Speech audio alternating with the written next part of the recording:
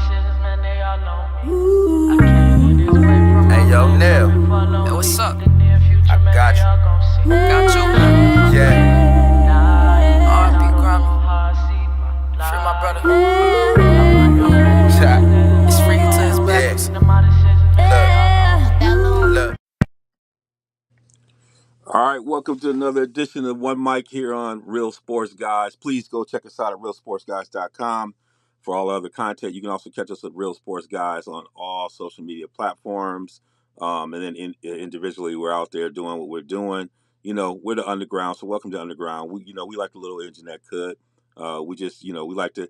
You can join on one at a time. That's how we go. We kind of bring it in. It's like family. Just come on in, and we keep the light on like Motel 6.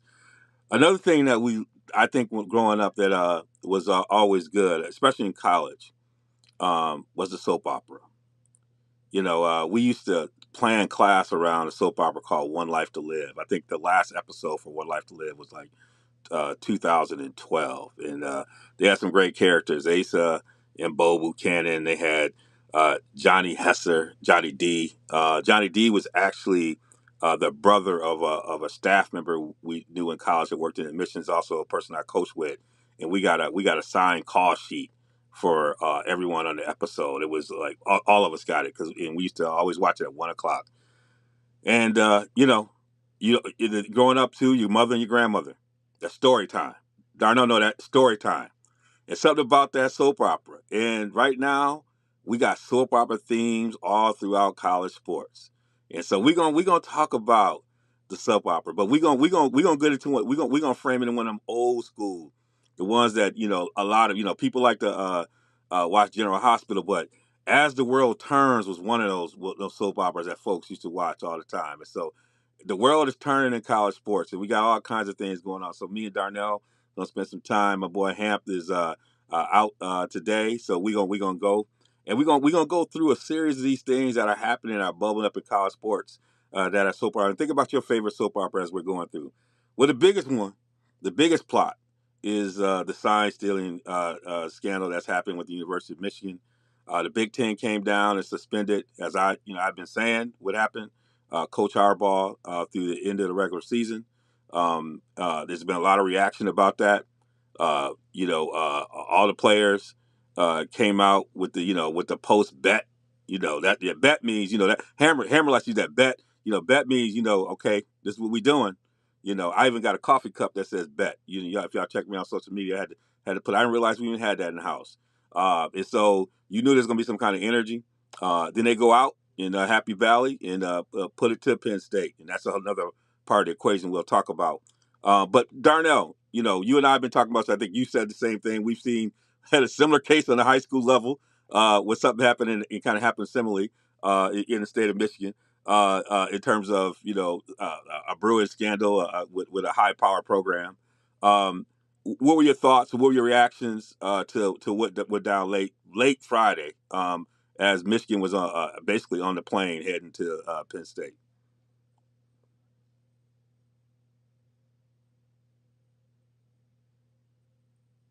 I think you're on mute. I'm on mute. Sorry, Yeah. I thought it was the appropriate response for a suspension for the rest of the regular season.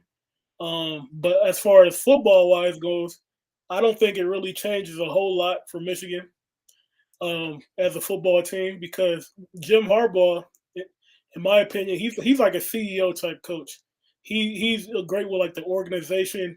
He's good for team chemistry. He knows how to put it all together.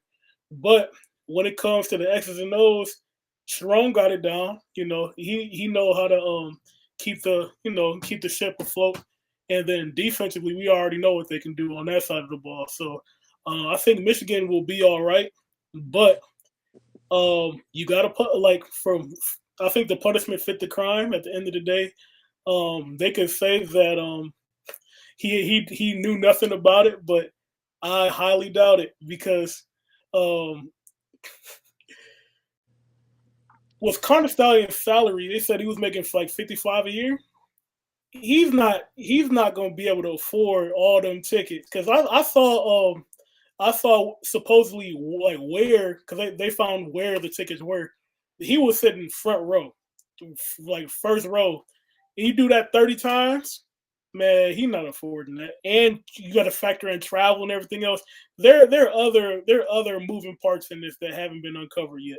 So yeah, I think the punishment was right, and I don't think it's over either because I think the Big Ten acted within their jurisdiction, and then the NCAA might add a little something after the year's over with. But um, we'll have to see what's going on with that. Yeah, I'm not gonna get too much detail because a lot of guys, it's not about the salary they're making with the university. A lot of these guys got multiple incomes going in. So however you want to hustle.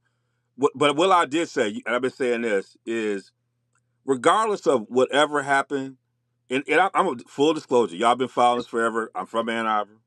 Uh, First football team I ever played for was Junior Wolverines. Put the helmet on. One of the early jobs I had was at the big house. Family. My brother grew up with both Hardball brothers. Know the family. And what when I looked at this, let's assume that everything that everybody in Michigan is saying is true. We got a lone wolf. Let's just assume that. There still is this thing called institutional control. You have a responsibility to discover crazy. You just do.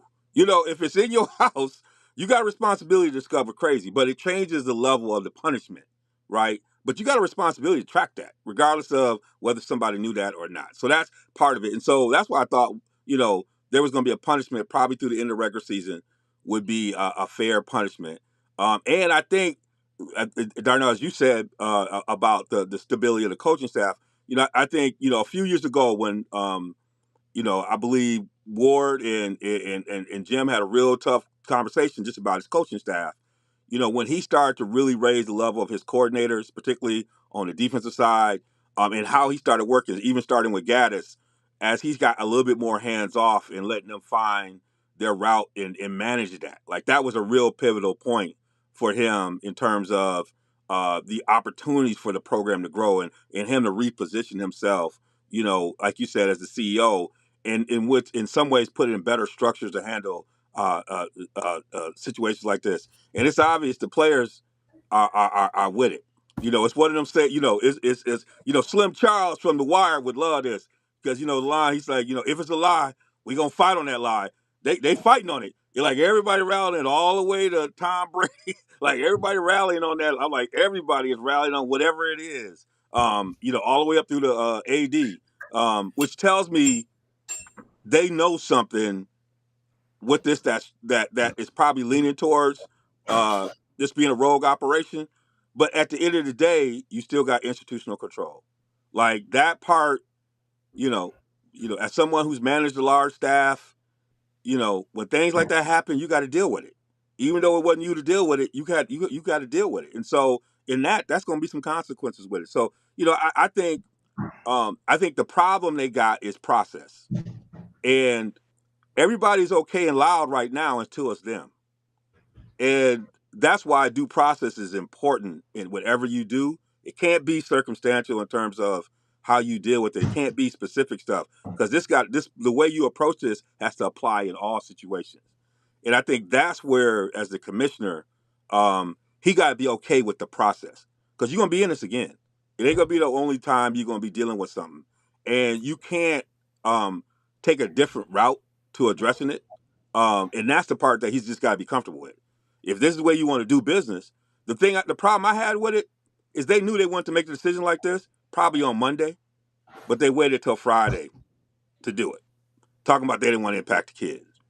And that's the problem that I had with all of this is that you knew you wanted to do it.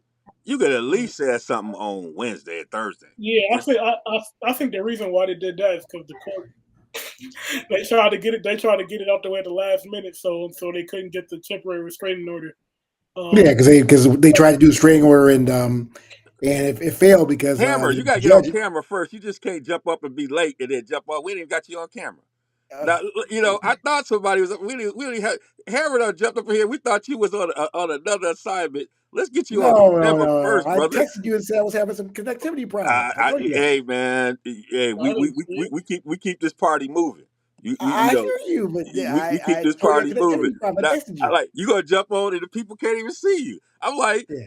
Hammer up it. Okay, You want But you yeah, want you want to retape or not? no, we Go ahead. good. We Okay, we moving on good. this. Okay, yeah, It's you real got it. sports guys.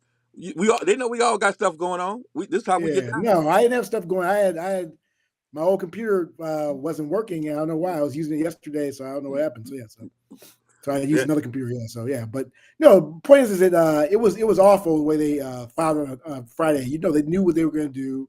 They've had this. I mean, we've dealt with lawyers before. Yep. They had this stuff drafted out way Yes. in advance, and so the bottom line is that we know that this is kind of just a sneaky thing because we have personal stuff involved. People hate hardball. Let's keep it real.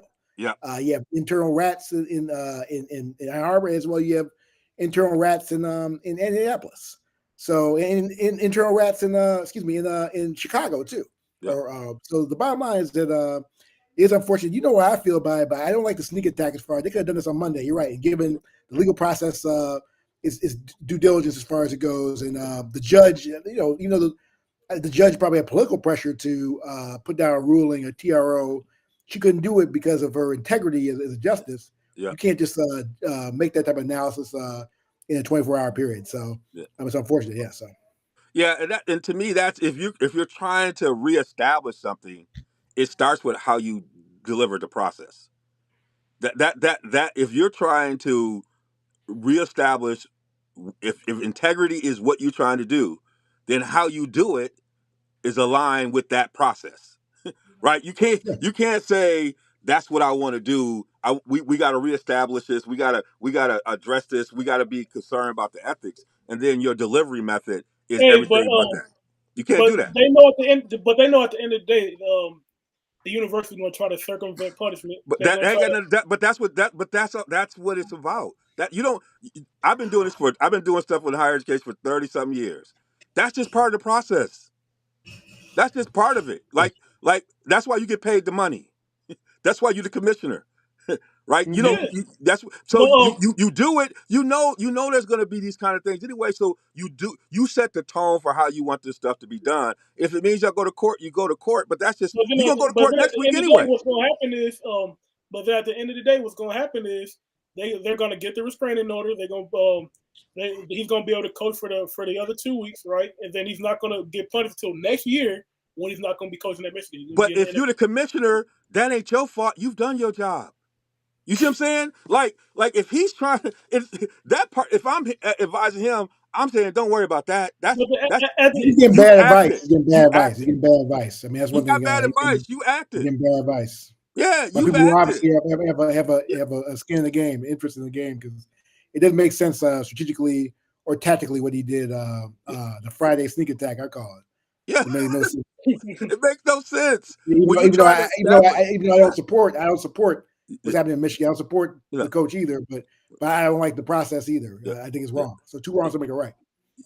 So I think these are things that we have to, it's leadership. It's leadership, and in Lack of leadership. leadership. Lack of Yeah, leadership, bro. it's you utilize what you want to reestablish, and know that this is part of doing business because you're gonna end up doing it anyway next week. And so it's like this is how we're gonna deal with it. And if that's what y'all think y'all gonna do, then y'all go do that, right? That's all you do. And then we got lawyers too, and we'll deal with it at that point. But we gonna come down on what we coming down on because this is how I feel, right? And the thing he could have come out with is regardless of where y'all think Jim knew or not, we all have agreed that something happened. So there's a lack of institutional control somewhere, and because of that, this is like he could still come at that even if they find out there's something worse happening down the line.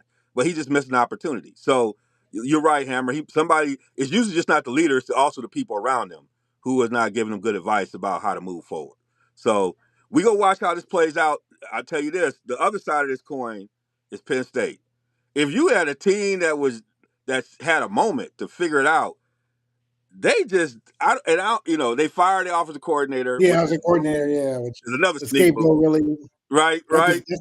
That's just delaying what's going to really happen. Brother Franklin is going to go. So because he He's got 4 record against they say 3-17 against yeah, top 10 teams. 10 One and opponents. Yeah, yeah. 14 versus Ohio State, Michigan, and they said and teams ranked in the top 10 or something like that. I Yeah, forget the top ranked the top 10. Yeah, 3 and Yep, 17. Yeah, yep.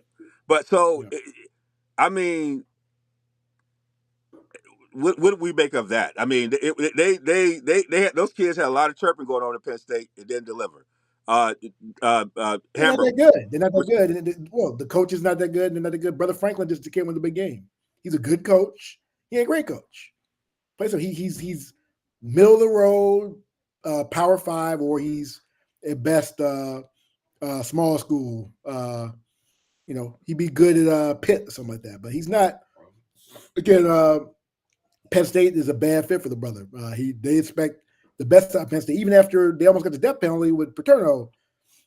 They expected the best, and O'Brien delivered. So the bottom line is that this brother just cannot win the big game. He threw George under the bus, and whatever. That's how it is. But eventually, brother, they're gonna come after you. I mean, Darnell, you looking at this team. You try to delay the inevitable. They come after you, brother. Darnell, you look at this team. I mean, they got a lot of NFL players on that squad. It's not like he they don't do, have talent. Yeah. Let me get Darnell in for a second. Lack of intensity. Yeah, let me get Darnell in. Let me get Darnell in.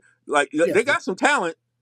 Like, what are you seeing from a coach's eye on this? Like, what's keeping them from getting over the top? They got talent. Well, I just think like Jalen Rose said, success is built on realistic expectations. I think this is a third-rate program. I don't think Penn State's on the level of Michigan, Ohio State. I just don't. I think Penn State is the Ole Miss, Arkansas of the Big Ten, and that's just the way it is. I mean, they win the games they're supposed to win. They lose the game they're supposed to lose. I don't think it's like I don't know. I wouldn't call them the James Harden of football. I would say they're more like Reggie Miller. They more, I was trying to call him. I was gonna call him James. I was gonna call him the James Harden of football. James Harden the coaching. You remember I told us I was gonna call him the James Harden the coaching. Yeah, well, he's putting them numbers up. I disagree. He win ball games. James Harden was an MVP. James Franklin ain't no MVP. Penn State ain't no MVP. Them hard numbers was padded. I mean, the Sandusky scandal really hurt their brand forever. Let's just keep it real because of the allegations, which I don't get into. Everybody knows, but you have those type of allegations, and also the coaches around it. There's always going to be. Go ahead. I was going to say, Sandusky, you had what happened with Michael Parsons in them. Yeah, that ain't nothing, man. What? Michael Parsons was on some Northwestern stuff. Yeah, I allegedly. I mean, you know more detail, but the bottom line is that you had Sandusky's and Sandusky went to prison. A bunch of cats lost jobs. Shiano lost the Tennessee gig over that. So, no, it was much worse, and so it really hurts recruiting as far as it goes. Shoot, they recruit well. They're never. If they're going against Ohio State or Michigan, Michigan's gonna get the player. Let's keep it real. Because they have a better environment in Columbus. They're gonna mess in Columbus. They got Kobe and Kalen King from Cass Tech. Yeah. Yeah. Well. But I don't see them getting, like I said, this quarterback they got the number one ranked quarterback in the country. I see their players leaving. Drew Allen was a 5-star quarterback. Yeah, that's what I'm saying. They got 4 or 5-star guys. Those guys are not just being put in a place to win. Like, it ain't like they don't have talent. They got a lot of talent. It's just like they're not put in a position to win. It's just crazy to watch it. It's not like they're not because they're devoid of talent. It's like the execution of that talent is where. Okay, Nick Singleton was up there. The thing is, like, with the current like wave of Penn State's like top talent, I think they're all sophomores right now. So like they are a young team, but I think that might play a little bit into it. I think you might see a little bit of you might see them step up a little bit next year if they might. If they have a new coach, yeah. I don't have a new coach. Yeah, I mean Franklin's just not ready for. He's not an elite coach. He's very good. It's not great. It's not going to happen if they have a new coach. If they have a new coach, people going to transfer out. You don't know that, man. You can't say that. I mean, again, I'm gonna say. Well, talking about new coach, we got a new coach in Madison, Wisconsin. Luke Fickell in his first year, and had a chance at the game yesterday, and the Badger fans expressed their unhappiness with the loss against Wildcat. I mean, it was almost as if Northwestern looked like the Badgers used to look, running the football, being physical, tackling. And Luke Fickell post game was not very happy. I mean, he was stressed out, and it just I posted. I had like three things I thought was important for not even talking about record for this program this year. One was reestablish home field advantage, make Camp Randall a very difficult place to play. The second was reestablish elite defense. Because they said they had elite defensive coordinator come in to establish elite defense. And then the third thing was getting back to control the line of scrimmage on offense, being physical up front, hitting people in the mouth. None of those three things are happening. None of them. And you can see it. And in fact, it's the other teams that are doing those things to the Badgers. And it's a big investment. So, Hammer, I know you were checking it out. Yeah. There's some major expectations in a West that you figured the Badgers are going to be at the top of because there's no great They're team. going to win it. Forget the top of it. They're going to win it. Yes. Not yes. Iowa. Yes. Yeah. No, it's again, it was interesting. I won't mention the person's name. I was at event today. I'll talk to you after the broadcast. I want to preach his conferences. But yeah, this person who's a major alum, I was surprised his take. He basically said that they're too tough on Wisconsin right now, that it's going to take time, that the fans are too impatient, they're young, and I just, again, that's the spin from somebody who I know is in the know, so it's an interesting spin. Because I thought, obviously he's not going to be interested to sit down and talk to him in a non-public space. But, yeah, I think the problem line, Fickle failed, basically football expectations one-on-one when he had all these great recruits coming in that we had never seen before in Badgerland. And, you had people like Jesse Temple and them, talk about the bat signal coming. And, they made it seem like this program was like damn near Alabama. And so – I think that's the problem with it. We're just not used to this type of elite recruiting that Fickle was obviously used to being part of that Ohio State family. And, I think that people really, including myself, believe that I thought the only game we lose this year would be Ohio State. I was about to say, you definitely was drinking the Kool-Aid. I tried to tell you. Yeah, you tried to tell me. But coming back with that, but let me say, I wasn't the only one. I mean, if I were delusional, only one, but we saw, Braylon Allen. I thought with this so-called air raid, which ain't happened, he would have lanes to run, and Malusi and Mordecai, but they all, I mean, you have now people turn on each other on the team, like Hunter Roller calling out cats, and but that shows you when they call out cats publicly, that just shows you that you basically have a schism on the team. You have a bunch of mess as far as internal problems, and that's a culture problem now. That's what it's getting to. And so that's why Fickle really can't defend, because people realize the culture problem. We're not that bad. I mean, and cats aren't trying. I mean, you had Cat wide open, Northwestern, walked in the end zone. And Daniel Smile, he knows what I'm talking about. Dude was wide open. Yeah. You or I could have caught the ball. And then, so the main thing about sadly with Wisconsin is that expectations were too high, and then now they have not managed expectations well. And so therefore now you have a situation where the fans are upset. I have a fan, just a friend of mine talking about, we can't get rid of him this year. I mean, craziness. So they ain't gonna get rid of him this year. With 10 minutes left, the stadium was emptying. It was empty, yeah. Yeah, it's empty. And part of it is, and I'm a little closer to the situation. I think he's at the beginning of it. But I think one of the important things, and you and I we just talked about in the Michigan situation, even with Harbaugh being able to do what he can do, is your lieutenants, your coordinators have to give you something. Like your assistant coaches have to give you something. Yeah. And what I noticed, what made me just, and I said this from the beginning, Herman, you heard me this. I was like, they don't tackle. Like, and I said, you never watch. Everybody focused on the offensive side of the ball, and I knew the offensive side on both sides of the ball. Both sides of the ball been terrible. The defensive side of the ball, they had enough talent, and I'm like, they don't tackle. And so it's like the fundamental stuff is not being taught. Jim Leonard with this team would not be this kind of deep. If he was a defensive coordinator, this defense would not be playing the way it's playing. And so it's like you watch them and they're not in the right place. They don't tackle. It's like, okay, these are some fundamental things you can clean up. It's not like the kids can't, but the fundamental stuff. And I think that's what is probably more disturbing. Most of my concern really offense. I knew they was going to struggle. I knew they still got to find a couple pieces. I knew that was going to happen. I thought they'd be a little bit better, But defensively, I thought that they would be able to hold things down, and I just don't see. You can't have both sides of the ball struggling, and especially against Northwestern. Like both Reason, sides. I mean, the special team's terrible too. Don't forget that. Special team's bad too, man. Yeah, yeah, I mean, every phase of the ball is bad with the yeah. Badgers. But I said it from the beginning. When you change the salary level, especially the state of Wisconsin, expectations change. These are regular They folk. do. These are regular They do. folk, come to job every day. When they look at that, they return on their investment. And, somebody who was very dear to them, who they really, care about is no longer there. There's a lot of stuff with it. He got an offseason return. The jump has got to happen between this year and next year. Meaning, coming into next Yeah. year, you got to see something different. I'm not a. I see him as someone. When I've met him, I see somebody who can correct this, but his coordinators got to deliver for him in a different way.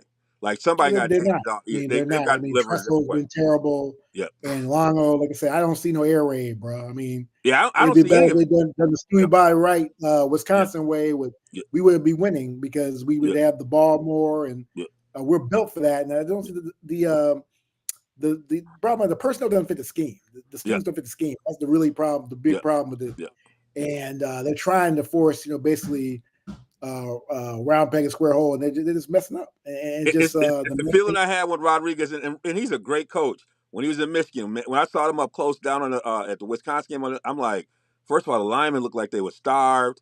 They didn't look physical. It looked like they weren't. Yeah, they weren't attacking. I was just like, this don't look right. And I got the same feeling when I watched Wisconsin. It was like these linemen used to punching people in the mouth. They ain't even punching people in the mouth. They getting punched. It didn't feel like they were, like leaning and hitting. I remember watching them in games even last year when they started running. Cats on the other team was going off the field. I mean, even in the Illinois game, when they decided to run, some of them cats was on the Illinois side started to lead the field when they committed to the run. That was like that physical play, even though they struggled in it. So that part about it is they got it. Those three things that I named, they're gonna have to do next year. You got to hold home field. You got your defense got to get back. It's got to be back to a top 10 defense. And I mean, I'm sitting here today. I mean, think about this. Today, the number, the list of the most sacks in the first 100 games. Number one's Reggie White. The next two, J.J. Watt and T.J. Watt. Yeah, T.J. Watt. Yeah. Right. Wisconsin. I'm sitting there watching the Steeler game. You got Bitten killing them on the line. Yeah. Right. You got I'm seeing these Wisconsin. I'm seeing the Wisconsin impact, especially defensively, all over the NFL. Right. And you look at this and you're like, where's the next group of guys coming from? So that's something they're going to have to really clean up. And they got a 21-year streak. Yeah, for bowls. Winning season. It's going to end. It's going to end. It'll end. So you got what we got what we go 5-7. Yeah, we will lose to Nebraska. You got Nebraska and Minnesota. You got to win both those games, right? That ain't happening, bro.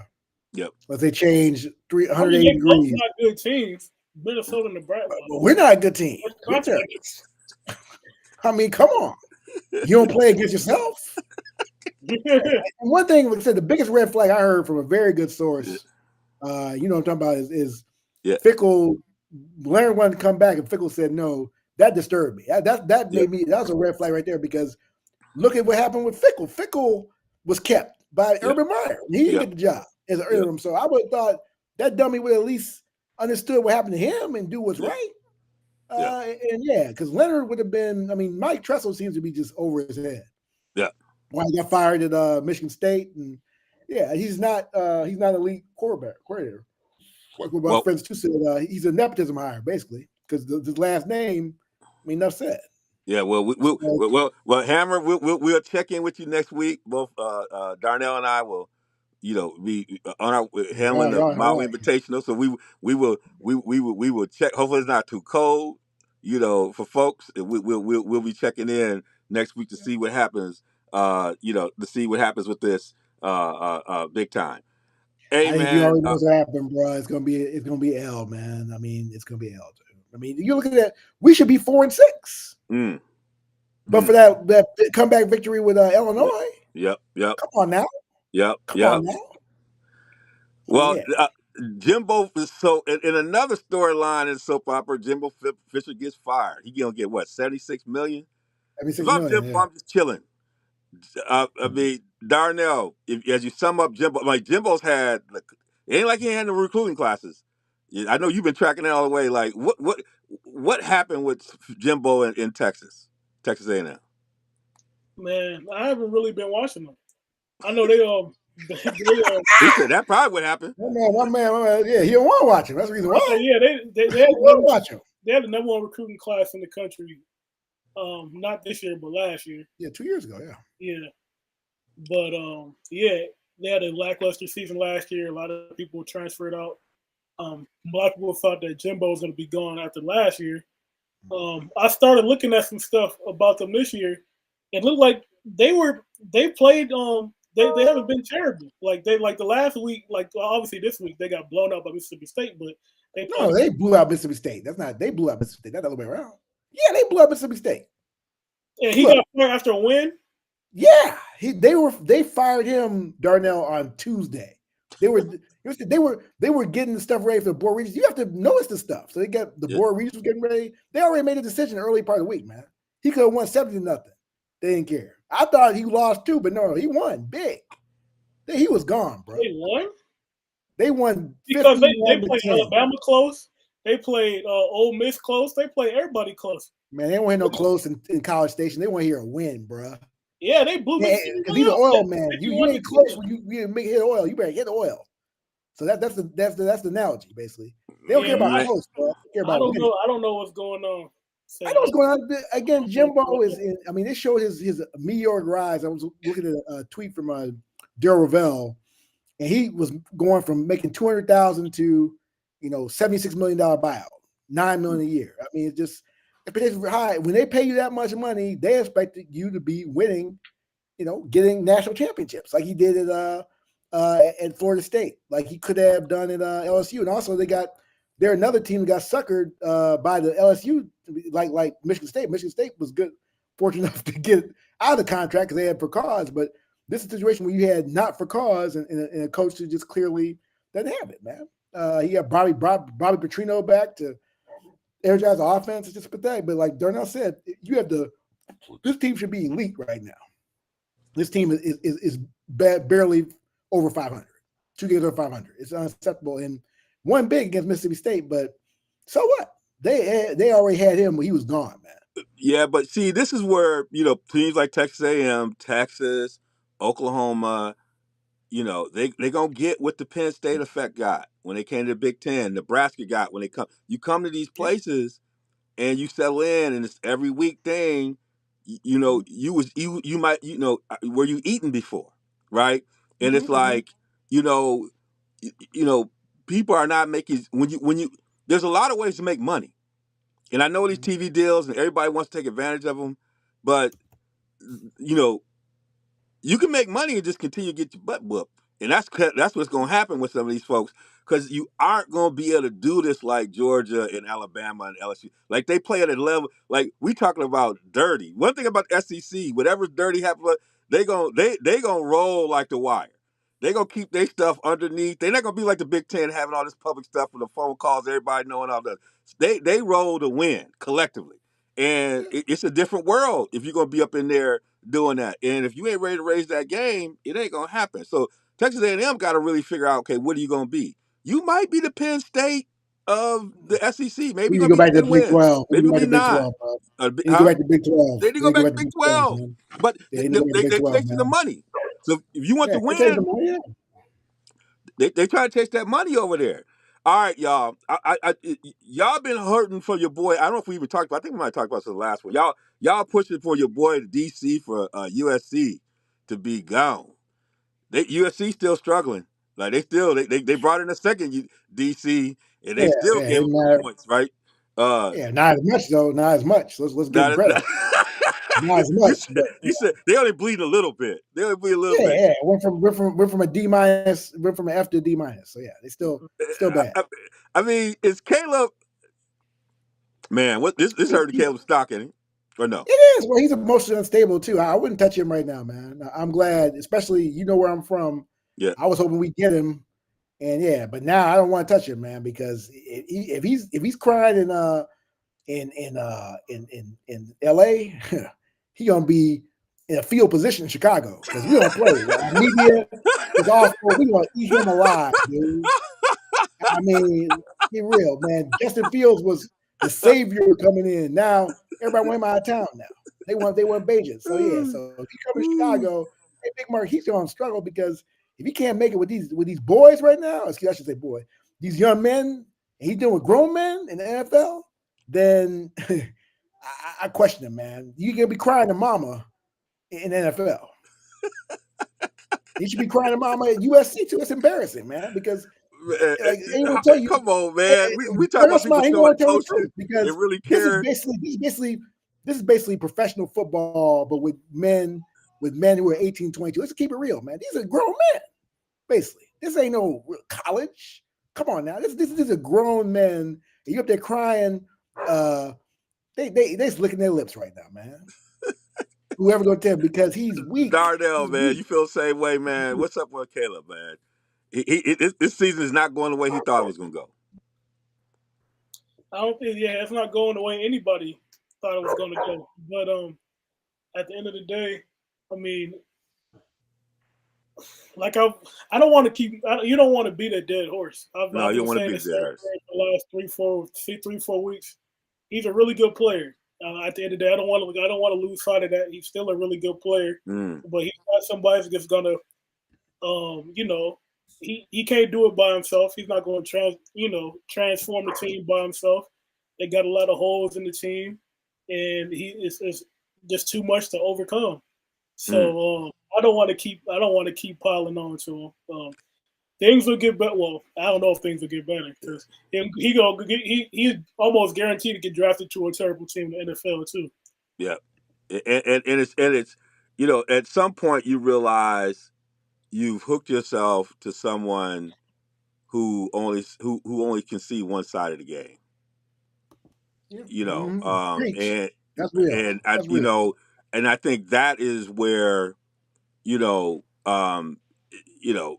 are times when you wake up, you're just like, we don't have this total mindset, and our CEO does not have a way to help fix that, right? And so now it's just like I got to be where. So sometimes you just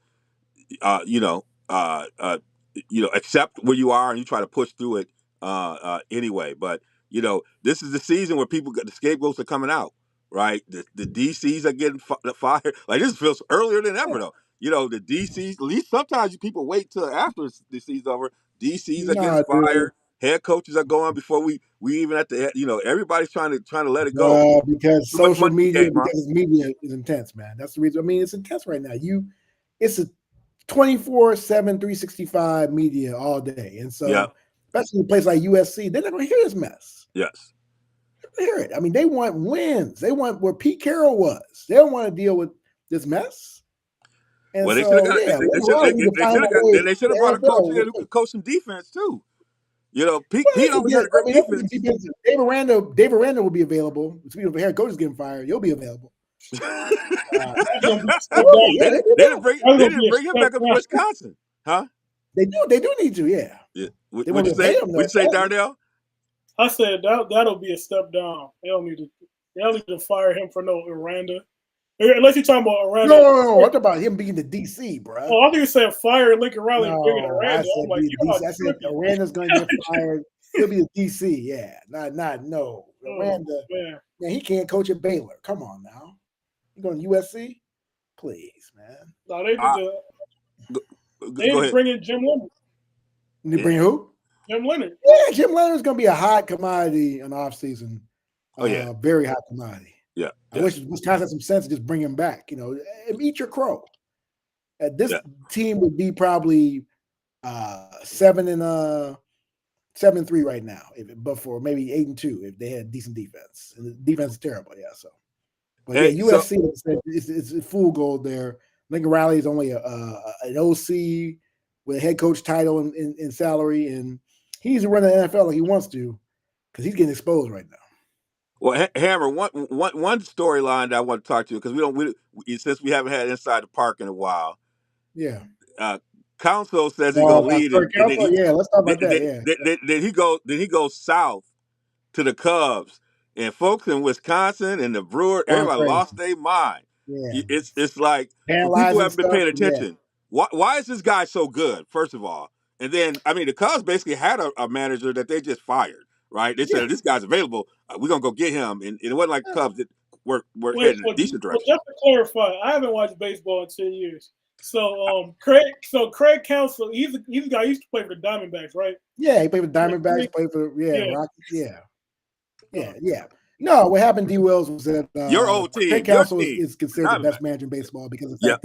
the fact that he's done nothing. I'm not excited about it. I'll tell you my thing, but the main thing about it is they got him because he's done the most with least, because the Milwaukee Brewers, because of the sad economic circumstance of MLB, the Brewers basically are never going to win the World Series from the beginning of the season because they can't get the players to put them over the top.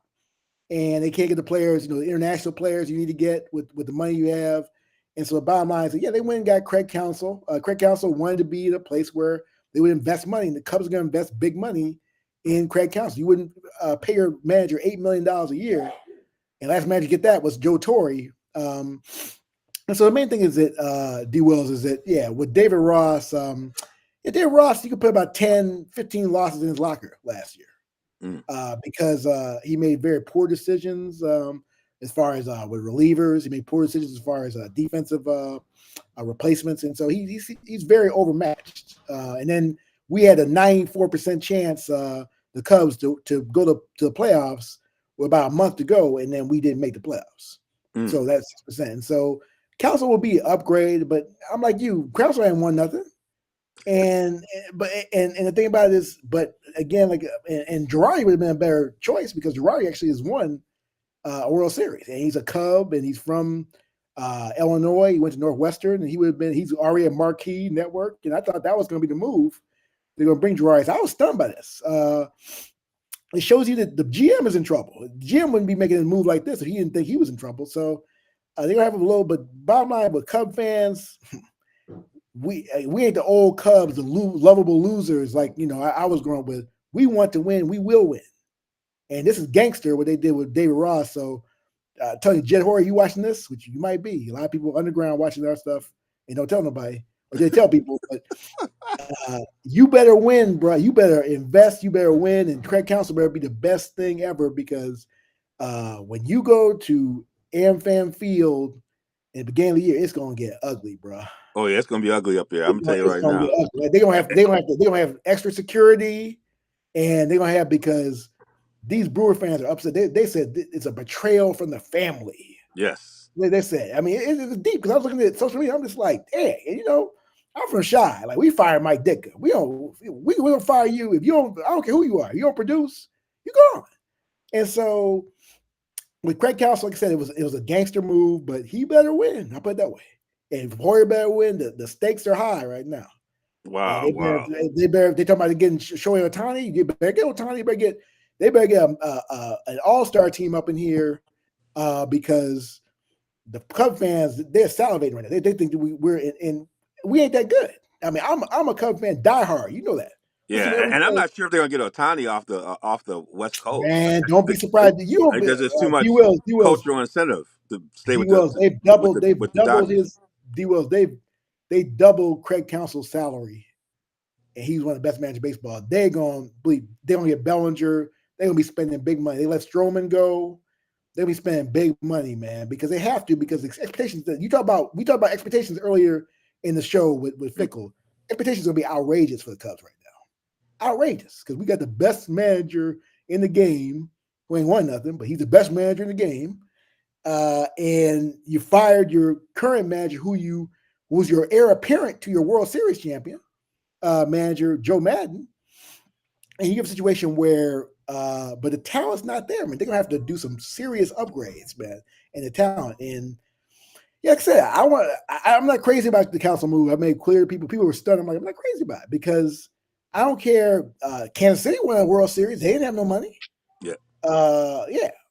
So using small market excuses is an excuse. I mean, yes, you're hampered, of course, but you can win. It's been done. And so don't give me excuses, especially from Chicago. And I said, this team has not developed talent well. They've not done the international market well. They've not gotten developed starting pitching well, and so Council will also it's going to be an upgrade. I'd be lying if I said that, but is he worth the money? I don't think so. I think Girardi would have been a better cultural fit, and you're going to have the mess where the Brewers Cubs rivalry has always been fierce. It's going to be crazy now. It's gonna be crazy. They're that far away. Darnell, I'm gonna ask you a question. Do you have in your thought process that kind of behavioral betrayal with a team or a team you watched? I know I put you on the spot a little bit. I'm just trying to think of like when I thought about that, I was like, is that a team that I had that where there's like this kind of betrayal where somebody was? I go way back in the day. I remember, and it wasn't when the team was good, but I remember when I was younger. Bob Lanier was a Piston, and Hello. he went over to the Milwaukee Bucks, and I was a big Bob Lemire fan, and I could believe he left Detroit for Milwaukee. And it was I felt like as a youngster because it was a betrayal. I was like, how could Bob go to Milwaukee? It was like that young, as a young person. It wasn't like it was significant. It was in that way, but when you're in the same division and you watch them competing all the time, it's like, how could he go from the Pistons over to Milwaukee? I remember that years ago. But I was just trying to think of like who would I have cheered for that? Because I'm listening up here. I would have this kind of reaction to. Yeah, And I can I tell you don't know something. what, huh? I can tell you something right now. Rodman to the Bulls. Come on now. Yeah, but That was Rodman had been away doing his whole thing for a long time. he was only away for a year, bro. He was a year in San Antonio. And No, he but came it to the wasn't Bulls. that. I mean, the Pistons It were was only a already kind year, of going bro. through their thing. Everybody It was kind of only a year. dispersed. It wasn't like I didn't have that same feeling for that. I knew the Bulls were We did in desperate. Chicago. We did. Yeah, We're I knew big the Bulls feelings, were man. desperate. You We're know big why I didn't feelings. feel that feeling? Because y'all had already been taking Pistons. It was like y'all had he was just one more Piston y'all took. It Yeah, wasn't like he was but they like were the big. only They were Piston. backup players. Y'all had already been We taking took Buddha. Pistons. We took Buddha. We took Sally, but those are backup players. Y'all already taking Rodman Pistons. was a starting player. I didn't feel betrayed at that time. Not really. I didn't. Yeah, I did, It man. wasn't nothing I I felt danced bad with about. the devil because I I knew said to y'all were myself, desperate. he's what we needed. We needed a nice rebounder, good defender. Yes. Yeah, he was on his stuff. So I don't know if I felt that way about him. I was more concerned about his health. Darnell, you have anybody like that? Any? The thing is, I never really was like a diehard fan of a team. Well, I think I was because it was I grew up with the Ravens, but I guess I have to go all the way back to Shaq leaving the Lakers. Mm. But I was a young kid back then. But yeah, Yeah, when I traded to Miami, I guess that's the closest thing to it. But I can't really think of anything else. yeah. That's something to think about. I would love to maybe one of our future shows. That might be something we can unpack. I just Or thought maybe, about that. when Calvin Johnson retired Mm. real early. Yeah. Early on. Yeah, yeah. That's something to think about a little bit because people are talking about Favre going to Minnesota. Yeah, Minnesota. Yeah, Yeah. people are bringing up some of those those scenarios. Even though he knew he went to go to Minnesota first, he went to the Jets and then ended up in Minnesota, and so they thought about that with Favre as well. But hey guys, we gonna get some flowers out. And so, if people want to give a chance to do that, who got some flowers to give out here? I do. For Mr. Coleridge Stroud. I bet you guys didn't know what his first name was. Coleridge Stroud, C.J. Stroud. Man, Yeah, I'm glad you knew it. yeah, Coleridge. man, you could give the rookie of the year away right Yeah, now. yeah. Last week he had a 470-yard game. This week he threw for 350 yards and outdueled Joe Burrow. Man, what more can I say? I got to drop the mic and tip my hat to Mr. Coleridge Stroud. All right, go on, Hammer. Nah, the same thing with the Texans. Definitely got to tip my hat out to D'Amico Ryans. Really, he's built a winning culture there in a half a season with his leadership. I was I was fearful of the brother because after Cully and Lovie Smith got fired, thought it was a terrible job. He's really turned around. Again, C.J. Stroud was demonized the whole draft process. He was dumb. He didn't process information well. He's balling. And he should have been the first pick to draft anyway. And you found the intel that Frank Reich wanted him over Bryce Young, which is no surprise, man. Bryce Young is a failure. So The main thing about Deacon Bynes is that he was a former Texan as well. He brought that culture from the Niners, and Bobby Slowick, who I think will be a head coach in the league. The OC has really had a nice offense with Devin Singletary and Dalton Schultz. This is a solid Tank Dell and Nate Brown, and Noah Brown, excuse me, and they have a tremendous offense with C.J. Stroud, who's going to be one of the up and coming already a top 10 quarterback in the league, I would say. And so D'Amico has brought this defensive intensity as well, brought a winning culture, and so in a place where people said you could not win, he's winning and beat the Bengals on the road today with a young team. That's my flowers. And so, yeah, definitely C.J. Stroud, my props, but I give props to the brother who is putting this together strategically. And that's the main thing I'm looking at, where he's putting people in positions to win. And that's where I give out my flowers to Miko Ryans, who's definitely NFL Coach of the Year. All right. My flowers go out. I want to say Mama Watt, but I'm just going to say T.J. Watt, who is second all time with sacks in his first 100 games behind Reggie White, who had 105 sacks, and T.J. has 88, and his brother is third, J.J. Watt, with 87.5. I mean, both these guys are from the state of Wisconsin. You got to think about Reggie White spent a lot of his career at Green Bay, and J.J. White talks about the fact that they grew up watching Reggie, and both these guys are sitting back 2 and 3 behind him in the first 100. Like, that's just an amazing story. I should just give it to Mama Watt, because Mama Watt was doing something to get this thing in the right direction. I should give her the love. And then I got to pile on it again in the Steeler kind of family with Tomlin. Mike Tomlin, 9 games with less than touchdown. I mean, how is he doing? 6 and 3. They sit in second place. I mean,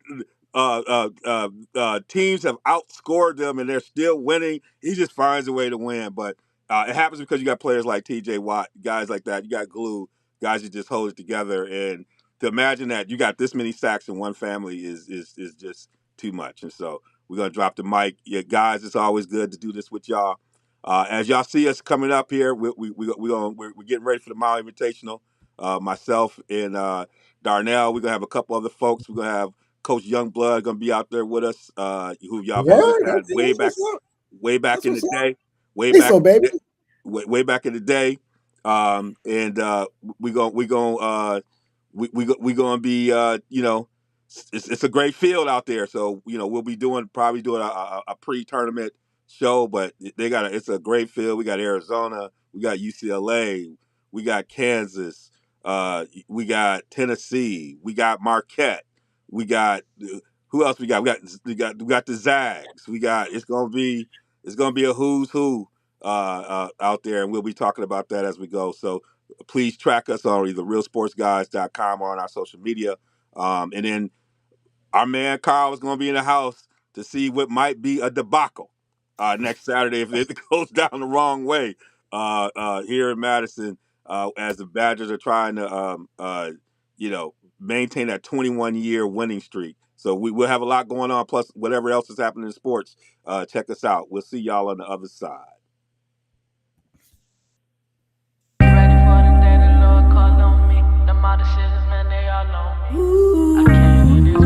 Hey, yo, Neil. Hey, what's up? I got you.